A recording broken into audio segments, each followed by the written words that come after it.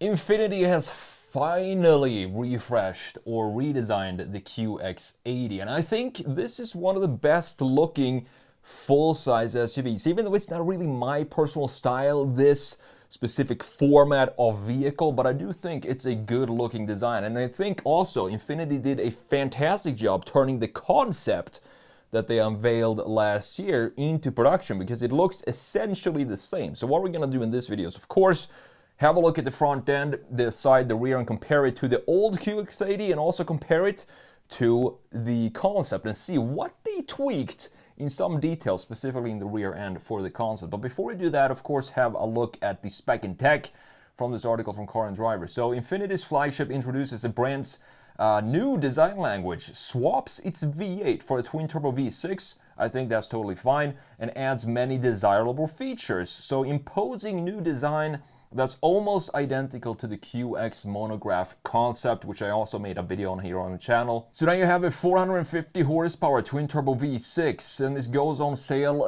this summer. The QX80 has a base price that has risen $8,300 to $84,445.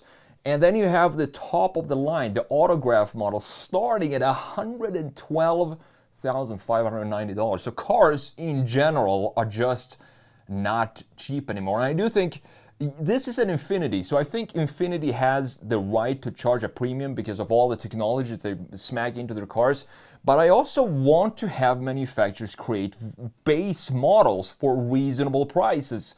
Not everybody wants a head-up display or all this tech that we have with the big screens inside. Just keep it simple. We can still make great cars that way for a much more reasonable price. So the outgoing version of the full-size luxury SUV has old bones that dated back to the 2011 QX56, which then of course became the QX80 for the 2014 model year. So it's been around for a very, very long time. And Infiniti says that the QX80 also introduces its new design language, which will influence other upcoming models, and that is not a bad thing at all, considering how this looks. And this is the big brother, so this is as boxy as Infiniti SUVs are going to get. The smaller siblings are obviously going to have more rounded shapes to it, so I think it's going to be a great design language for Infiniti. And it is overall bigger than the old QX80 in all dimensions. It's also a few inches wider and a couple of inches taller, but it's 120-inch wheelbase. It's virtually the same. Now, when you look at this, these proportions here in this car in general, I'm not sure if they had to go bigger than the old QX80, which was already a massive car. I made a review on it on the Sketch Monkey channel if you want to go and check that out. All QX80s have distinctive LED daytime run lights and full-width taillights. It's not really a light bar because it's not a solid LED in here, but we're gonna have a look at that more in a minute. You also have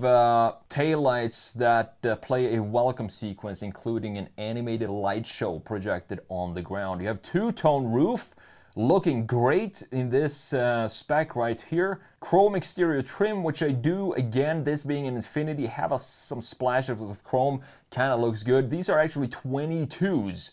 These wheels, they look like 17 inches because of the package on this design. They say it's turbine design, but I really can't see the turbine style for these wheels. I do think the concept had much better looking wheels. On the interior, you do have two 14.3-inch touchscreens that takes up most of the dashboard. However, I know what you think I'm going to say here. Oh, screens everywhere, and it's so boring not to have any physical buttons anymore.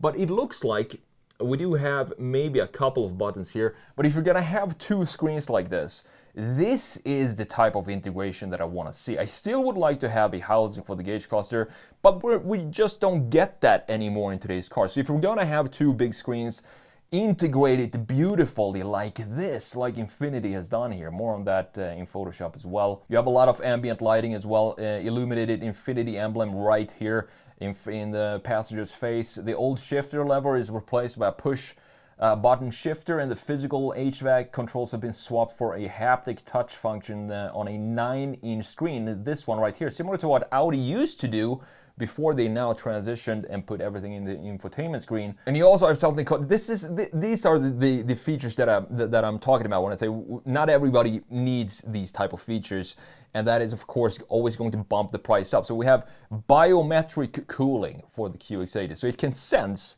if your body is hot, if it's cold, and then it automatically turns on the heating or the cooling in the car, which I think it's, I guess, cool, but something that I would never need in my car. And it still offers 3 rows of seats with room for 7 or 8 people. And the engine here, no more 400 horsepower, 5.6 liter V8. And the fuel economy for that old beast dinosaur was not great, so I'm actually glad that they swapped it to a 3.5 liter turbo V6. You still have more power, more torque, so it's not a negative at all in my opinion.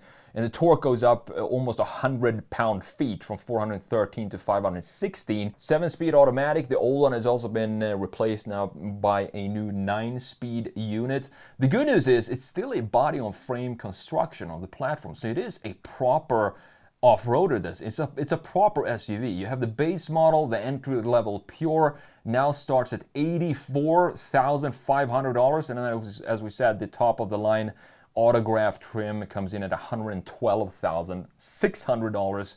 So with that said, let's jump in to Photoshop and have a look at this design. Up top we have a very familiar face since it's been around for a very, very long time. The old QX80.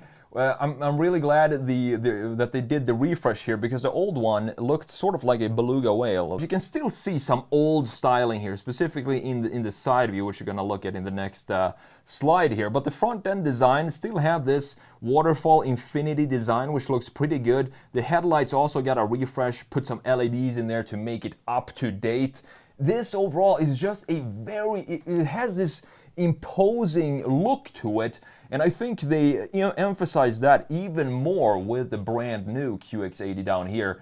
So as you can see, there's a lot of trends that come in to this new design. We do have the daytime run lights sitting up here where normally we would expect the headlights to sit, but as you can see, instead we do have bumper headlights in this design, which is totally fine. I mean, I think it kind of suits this design because look at the facade that is the front end. This is a building here, this flat front end, so you can construct whatever you want on here. So having the bumper headlights in this design, actually they still sit in the top half of the overall height of the front end. So they kind of still sit in a proper normal traditional headlight position. We still have the waterfall design here for Infiniti. I'm not so sure about this integration of the lower section and the vent that we have down here. The lower grille feels a little unrefined if you compare it to what's going on to the trim and the texture and the lines that we have in the main grille up top.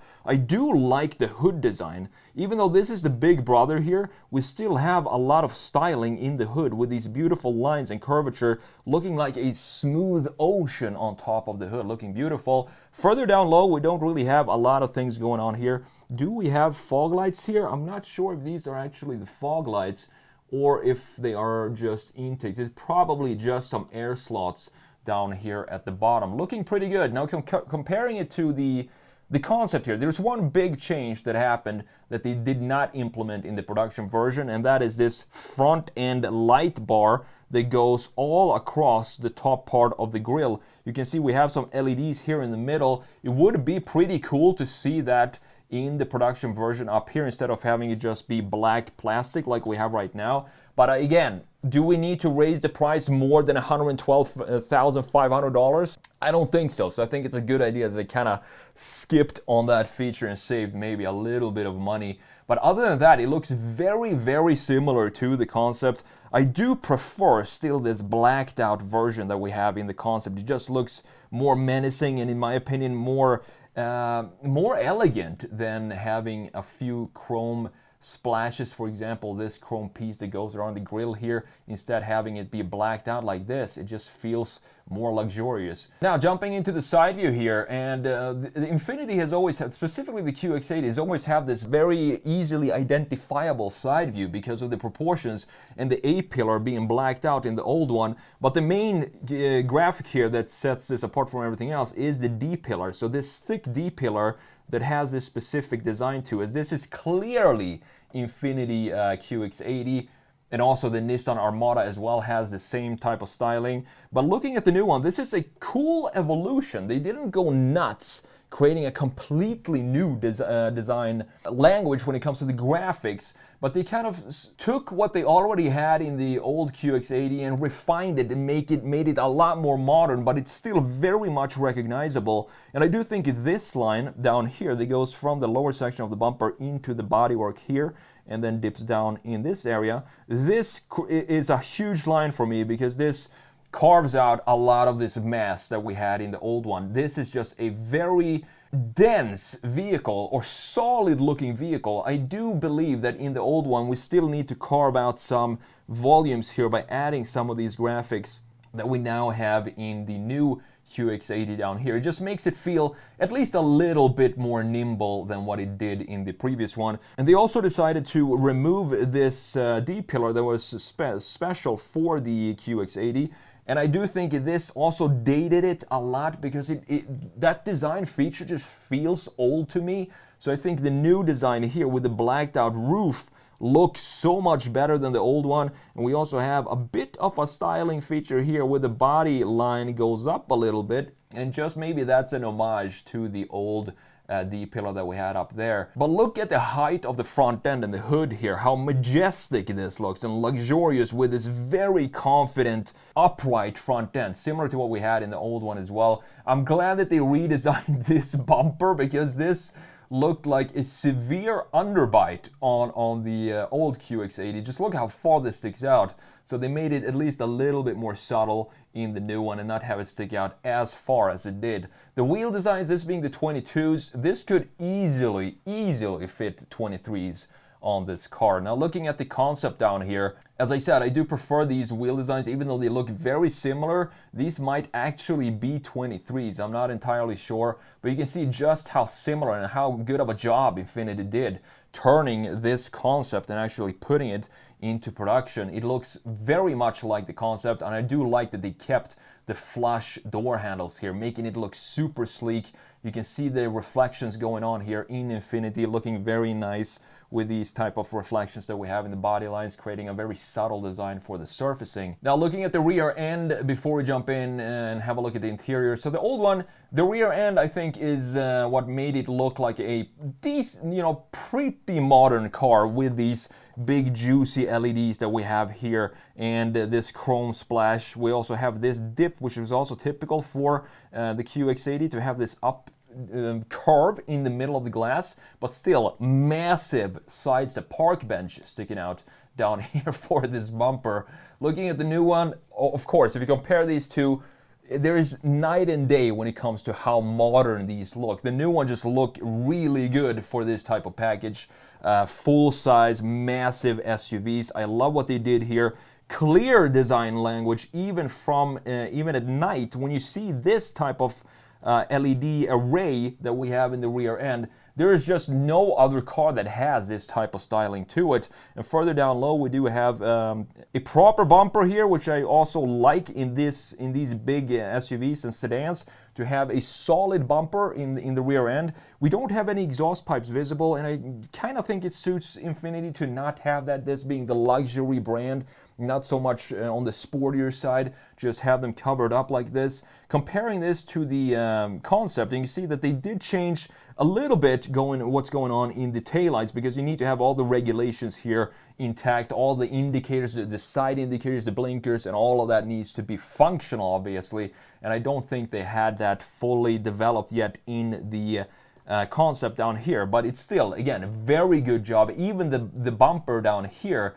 looks almost identical to the concept. Again, regulations say that you need to have some reflector lights down here, so stuff like that. Small detail that they just added to the concept, but kept the overall vibe of it alive. Now, last but not least, let's jump in and have a look at this interior. So the thing that dated the QX80 the most was 100% this interior. It just felt like you were driving something from the 90s, and even the way it handles, it felt like a big tank. Specifically this type of styling that we have here going on with this wooden trim that goes on in round shapes, ellipses everywhere. This is very dated when it comes to the interior. At least they updated it and put some infotainment screen and a bunch of other things here, wireless charging, stuff like that, to just keep it up to date.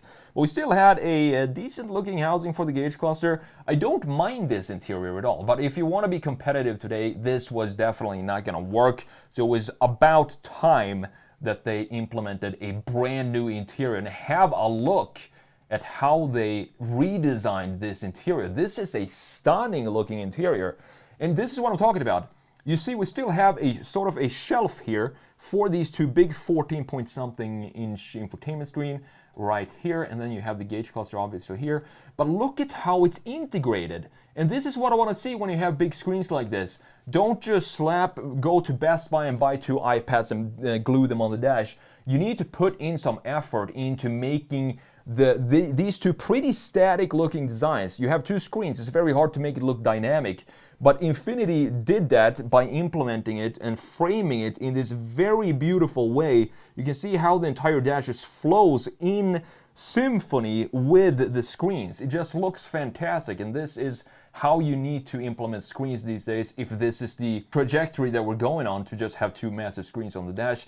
I also liked that they separated the AC unit. Even though we don't really have physical buttons down here, it doesn't look like it. We still maybe have a couple here, but they have at least a separate screen that is always down here for the key components when it comes to the climate control settings. Steering wheel looks great as well. It looks luxurious. You don't have to have 3 spokes down here since this is not a sporty model. I also like the ambient lighting with some very nice, solid, straight looking LEDs, looking clean. The overall material used, big armrest in the middle like we want in a big comfy luxury SUV like this. Overall, this is a design update that was way overdue in my opinion, so I'm glad that Infiniti finally replaced the QX80, and I do think they did a great job both with the exterior design and specifically this beautiful interior. And I'm looking forward to seeing this out on the roads.